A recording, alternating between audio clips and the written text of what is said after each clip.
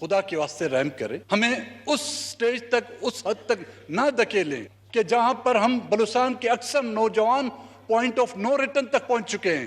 آپ دہشت گردی کو تو شاید ان ہتھ کنڈوں سے ختم کر سکیں، دہشت گردوں کو آپ، جن کو آپ دہشت گرد کہتے ہیں، ان کو آپ ختم کر سکیں، لیکن جو نفرت کے بیج آپ لوگ بو رہے ہیں، اس نفرت کو دنیا کی کوئی ایٹمی طاقت بھی ختم نہیں کر سکی، اور یہ نفرت اس حد تک پہنچ چکی ہے جس کی وجہ سے آپ کے ملک کی بنیادیں بھی ہل رہی ہیں۔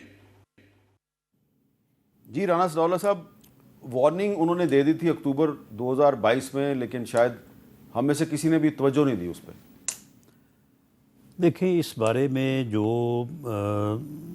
میٹنگز میں جو باتیں ہوتی رہی ہیں، اس میں کامران مرتضیٰ صاحب بھی بعض میٹنگز میں شامل تھے، پھر یہ لیٹسٹ ثناء اللہ بلوچ صاحب بھی ساتھ رہے ہیں۔ دیکھیں، معاملہ یہ ہے کہ کوئی بھی وہ رہنما ہو یا ورکر ہو جو یہ جدوجہد کر رہا ہو کہ بنیادی حقوق جو ہیں وہ ہمیں حاصل ہونے چاہیے، جو کانسٹیٹیوشن میں درج ہیں، وہ قانون میں درج ہیں، وہ بے گناہ معصوم نہتھے لوگوں کو بسوں سے اتار کے جو ہے ان کو گولیاں نہیں مار سکتا، ان کو قتل نہیں کر سکتا۔ آپ مجھے بتائیں کہ یہ جو واقعہ 2 دن قبل ہوا ہے، وہ لوگ جنہوں نے بس سے لوگوں کو اتار کے ان کے شناختی کارڈ چیک کر کے، وہ خاتون جس کے ساتھ 3 معصوم بچے اور ان کے والد کو ان کے سامنے جو ہے وہ علیحدہ کر کے اس کو قتل شہید کر دیا گیا، آپ مجھے بتائیں کہ وہ خاتون اور وہ بچے جو ہیں وہ پالیسی بنا رہے ہیں، وہ کو بنیادی حقوق کو روک کے بیٹھے ہیں بلوچستان میں۔ تو معاملہ ہے کہ یہ وہ لوگ جو ان کاموں میں ملوث ہیں، وہ نہ کسی رعایت کے مستحق ہیں، بالکل صحیح ہے، نہ ہی وہ اپنے آپ کو اس بات سے ریلیٹ کر سکتے ہیں جو بات کامران مرتضیٰ صاحب یا اختر مینگل صاحب یا ثناء اللہ بلوچ صاحب نے کی۔ وہ تو کہہ رہے ہیں کہ آئین پہ عمل درآمد کریں۔ وہ لوگ جو ہیں، ان لوگوں کے ساتھ جو ہے وہ ایک دہشت گرد کے ساتھ جو سلوک ہے یا جس کو دہشت گرد کہا جاتا ہے، وہ اسی جو کوئی سلوک کے مستحق ہیں۔ باقی جو لوگ آئین کی بات کرتے ہیں، جو رول آف لا کی بات کرتے ہیں، دیکھیں معاملہ یہ ہے کہ آئین جو ہے اس کو امپلیمنٹ جو ہے وہ فیڈرل گورنمنٹ کے حصے میں تو میرا خیال ہے کہ کچھ چیزیں آتی ہیں، باقی ساری چیزیں جو ہے بلوچستان کی اسمبلی ہے۔ بلوچستان میں اس وقت جو گورنمنٹ ہے، سرفراز بگٹی صاحب بھی تو آج سے کوئی 5 سال پہلے انہی شوز میں یہیں پہ بیٹھ کے یہی باتیں کرتے تھے، تو آج وہ بلوچستان کے چیف منسٹر ہیں، تو وہ کریں ان ساری چیزوں کو امپلیمنٹ۔ بلکہ یہ دوست بھی جو ہیں وہ یہ جائیں ان کے 2008 میں سرفراز بگٹی صاحب مسنگ پرسن تھے، اور میں اسی طرح پروگرام میں ان کے لیے آواز اٹھاتا تھا کہ سرفراز بگٹی کو بازیاب تو اب معاملہ یہ ہے کہ کامران مرتضیٰ صاحب اور ثناء اللہ بلوچ صاحب اور سرفراز بگٹی صاحب یہ مل کے بیٹھ کے جو ہے، میرا خیال ہے کہ 60% جو ہے نا، یہ تو صوبائی حکومت کا کام ہے، باقی جو کوئی 30-35% ہے وہ ہمیں حکم کریں، ہم بھی ان کی خدمت کے لیے حاضر ہیں۔ اچھا ثناء اللہ بلوچ صاحب، یہ کیا لاجک ہوئی جو اختر مینگل صاحب نے وزیر اعظم کو پیغام دیا کہ بھئی میں تو سٹیک ہولڈر ہی نہیں ہوں؟ کیسے وہ سٹیک ہولڈر نہیں ہے؟ دیکھیں، خدا نے تو سردار اختر مینگل صاحب کی ہماری سب کی عزت بچائی۔ اگر ہم 2 منٹ کے لیے اگر ہم ان کی دعوت بھی قبول کرتے اور آج اپیکس میٹنگ میں بیٹھے ہوتے اور وہاں سے نکلنے کے بعد یہ خبر آتی کہ بلوچستان میں اور خون خرابہ ہو گیا ہے، میں شدید الفاظ میں مذمت کرتا ہوں جو موسیٰ خیل میں، ان علاقوں میں جہاں پر بھی نیتے معصوم شہریوں پر حملے ہوتے ہیں، ہم نے تشدد کی ہمیشہ مخالفت کی ہے، مذمت کی ہے۔ تشدد کسی بھی سیاسی مسئلے کا حل نہیں ہے، لیکن جن کے پاس طاقت ہے، اختیار ہے، ان کو یہ بھی سوچنا چاہیے کہ ان کا بیانیہ، ان کا کنڈکٹ، ان کا طریقہ کار جو ہے وہ بلوچستان میں مختلف جگہوں پر جب ٹرانسلیٹ ہو جاتا ہے، کہیں تشدد کی شکل اختیار کر جاتا ہے، کہیں تقریر کی شکل اختیار کر جاتا ہے، کہیں احتجاج کی شکل اختیار کر جاتا ہے، تو جب وہ اپنے کنڈکٹ پہ، کیونکہ ریاست جو ہے، میں نے یہی کہا کہ دیکھیں حکومتیں اور ریاستیں وہ انتقام نہیں لیتی، ریاستوں کا کام انتقام لینا نہیں ہوتا ہے، ریاستیں اور हुकूमतें बनती हैं हज़ारों सालों की एक बहुत बड़ी एवोल्यूशनरी प्रोसेस के तहत बने हैं, उनके दिल गुर्दे बड़े होते हैं, वो जाते हैं उन हकीकी मसाइल पे जिनकी वजह से माशरे के अंदर इज़्तिराब है, माशरे के अंदर खून खराबा है, माशरे के अंदर इंतशार है, माशरे के अंदर इफ्शार है। तो बलूचिस्तान में इस इंतशार को समझने का तरीकाकार ये नहीं है। मैं आपको एक छोटी सी मिसाल दूंगा, ये मेरी जिंदगी में हुआ है, बाकी जो बलूचिस्तान की पूरे पुराने जो है, मैंने एक किताब लिखी है मजलूम बलूचिस्तान 2002 में छपी थी, उसमें मैंने बलूचिस्तान के साथ तारीखी बददियों का जिक्र किया है जो मोहम्मद अली जिन्ना साहब ने अक्टूबर 1947 के बाद से आज तक की उनमें किसी पे अमल दरामद नहीं हुआ। मैं आपको उसकी कॉपी जरूर भेजूंगा। बहुत दूसरी बात यह कि ये मेरी जिंदगी में, जब मैंने सेनेट का मेंबर था 2003 के बाद, जब मैं रहा हूं बलूचिस्तान के वजह से, मैंने आपको कहा कूड़े कबाड़ से हम जाके ये सारी किताबें मैं जमा करता था कि बलूचिस्तान की गैस नहीं है, बलूचिस्तान के साथ ये आइन का ये शिक अमल नहीं हो रहा, कंकरेंट लिस्ट का खात्मा होना चाहिए, फलाना नहीं होना चाहिए। वो नवाब खान बुगटी की शहादत के बाद 2010 में तो किसी तरीके से आपने थोड़ी सी कुछ चीजें तरमीम तो कर ली, अमल दरामद कुछ नहीं हुआ। देखिए पहला फौजी ऑपरेशन बलूचिस्तान के अंदर में ये तकरीबन अभी 20 साल पूरे हो गए। 2003 से 2006 तक नवाब खान की बुगटी तक फुल फ्लेज यहाँ पर आपने बहुत अप्रेसिव रिजीम किया, गन वोट पॉलिसी अपनाई, बलूचिस्तान में आपको कामयाबी क्या हासिल हुआ।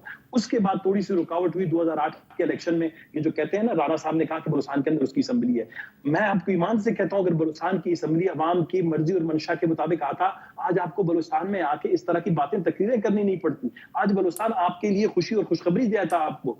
आपने बलूचिस्तान की असेंबली को यरगमाल बनाया हुआ है, ये एक दाश्ता है, ये एक एक्सटेंशन है कुछ इदारों की। तो जिसमें अपनी मर्जी आप इस दाश्ता असेंबली के मेंबर क्यों बनते हैं, फिर क्यों इलेक्शन लड़ते हैं आप?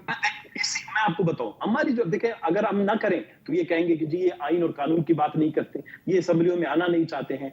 2008 की असेंबली राइल शरीफ साहब और उनकी एक्सटेंशन थी। 2013 की जो असेंबली बनी उसमें हमारे इलेक्शन में आने की कोशिश की, उसमें अपनी मर्जी और मंशा के मुताबिक अपने लोग बिठाए, उन्होंने हुकूमत कायम की। 2018 की असेंबली आई, इसमें आपको खुद पता है, पहले फैज हमीद साहब जो अभी इस वक्त गिरफ्तार हैं, उन्होंने अपनी बाजवा साहब ने जो अपनी मर्जी से एक वजीर आला बनाया, फिर उसके बाद फैज साहब और उनकी जो नाराजगी हुई तो अपनी मर्जी का वजीर आला लाए।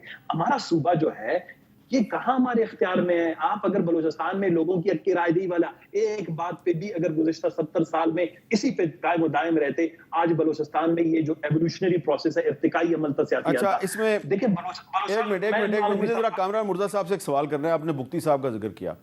कामरान साहब, बुगटी साहब 2006 में उनको शहीद किया गया।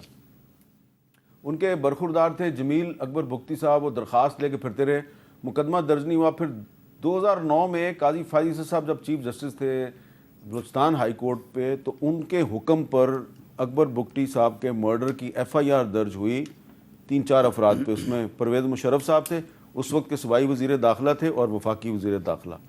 6-7 साल मुकदमा चला और फिर 2016 में एक्विट हो गए सारे। लेकिन जो सनाउल्लाह बलोच साहब कह रहे हैं कि वो सूबाई वज़ीर दाखिला जो नामजद मुलज़िम थे अकबर बुगटी के मुकदमा कत्ल में, वो आज भी बलूचिस्तान के वज़ीर ख़जाना हैं। तो ये पार्टियां बदल बदल के वही लोग आते रहते हैं, क्या ये भी एक मामला है बलूचिस्तान का? देखिए, ट्रू रिप्रेजेंटेशन नहीं है। अगर आज ट्रू रिप्रेजेंटेशन होती ना बलूचिस्तान, तो फिर आप सेनेटर कैसे बनते हैं?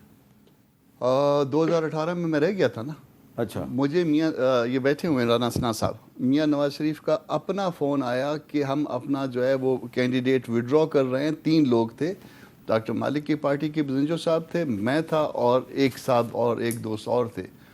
मियाँ साहब का फ़ोन आया तारड़ साहब के नंबर से और उन्होंने कहा कि जी हम अपना कैंडिडेट विड्रॉ करवा रहे हैं, आप दोनों अनअपोज हो जाएंगे, ये बेशक जाके कंफर्म कर लें। मैं बाहर निकला, मैं किसी फातिया में बैठा हुआ था, बाहर निकला, बाहर जाके मैंने डॉक्टर मालिक को फ़ोन किया कि वो बजंजो साहब और मैं अनअपोज हो रहे हैं। मुझे मियाँ साहब ने कहा, उसने कहा कि वो जो तीसरा बंदा है जो कि नून में था पहले, उसको उठा के ले गए हैं और अभी थोड़ी देर बाद प्रेस कॉन्फ्रेंस हो रही है। और उठा के ले गए? जी हाँ, और उसके बाद वो प्रेस कॉन्फ्रेंस हुई और फिर हम बाहर हो गए, वो अंदर हो गए। अच्छा, तो ये जो उठा के ले जाने वाला मामला है, तो ये फिर रूल ऑफ लॉ अगर कायम होगा तो ये ख़त्म होगा ना? आर्टिकल 4 जो है ना, सिर्फ एक आर्टिकल को जो है ना वो इन्फोर्स करवा दें, ये तमाम फंडामेंटल राइट्स की जो है माँ है। आर्टिकल 4 को बलूचिस्तान में कि to be dealt in accordance with law, article 4 और आर्टिकल 10A। 4 को सिर्फ एक 4 को इन्फोर्स करवा दीजिए कि हमें कानून के मुताबिक बता दें 4 है क्या, जरा बताएं। To be dealt in accordance with law, हमको कानून के मुताबिक डील किया जाए। हम हाथ जोड़ते हैं आज भी, और आज आपके पास आखिरी मौका है اس کے بعد یہ موقع نہیں رہے گا. یہ بات نوٹ کر لیجئے.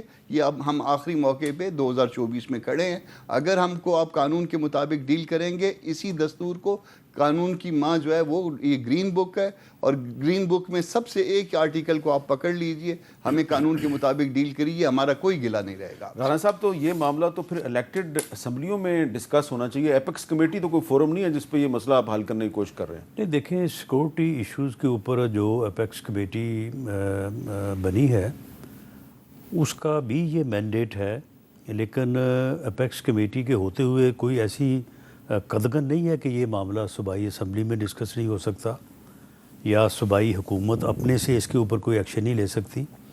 دیکھیں, جو بات کی ہے کامران مرتضیٰ صاحب نے اور ثناء اللہ بلوچ صاحب نے, ان کے موقف سے, ان کی دلیل سے تو کوئی انکار ہی نہیں ہے, بالکل یہ درست فرما رہے ہیں. لیکن معاملہ یہ ہے کہ یہ اس طرح سے ایک علیحدہ جگہ پہ کھڑے ہو کے جب یہ کہتے ہیں کہ جی یہ اس کے اوپر امپلیمنٹ کروا دیں, وہ بھئی کروا دیں.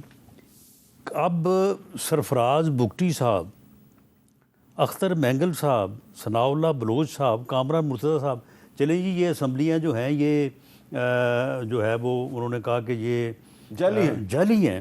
وہ بھئی ان جعلی اسمبلیوں سے جو ہے وہ چلیں, ان جعلی اسمبلیوں آپ بھی تو ہیں نا, آپ جعلی تو نہیں ہے نا, آپ تو صحیح ہے نا. اور دوسری بات یہ کہ ان جعلی اسمبلیوں سے جو ووٹ لے کے آئے ہیں ادھر اپنا سینٹ میں, وہ تو جعلی نہیں آئے, وہ تو صحیح ہے. سرفراز بگٹی تو جعلی نہیں ہے نا. تو بھئی معاملہ یہ ہے کہ آپ بیٹھیں, حکومت آپ کے پاس ہے, اسمبلی آپ کے پاس ہے, وہاں پہ کوئی ریزولوشن کریں. وہاں پہ جو صوبائی حکومت ہے وہ آج وہاں پہ بیٹھ کے آپ یہ بات کرتے ہیں کہ جناب اس چیز کے اوپر یہ صوبائی حکومت عمل کرے, باقی جو ہے یہ وزیر اعظم صاحب آپ لے جائیں جا کے اسلام آباد میں اس کے اوپر عمل کریں.